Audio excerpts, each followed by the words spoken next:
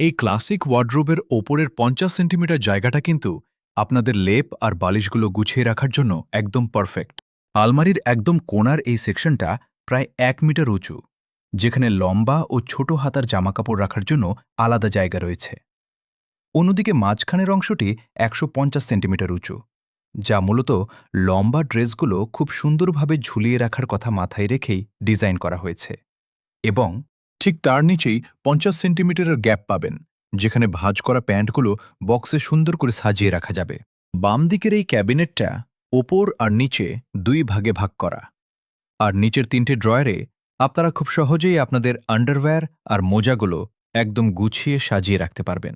মাঝখানের পার্টিশনটা ২ ভাগে ভাগ করা, যেখানে হ্যান্ডব্যাগ আর স্কার্ফ রাখা যায়, আর ওপরের দিকটা বেশ বড় রাখা হয়েছে, যাতে আপনাদের লেপগুলো রাখার জন্য একদম বাড়তি অনেকটা জায়গা আপনারা সহজেই পেয়ে যান।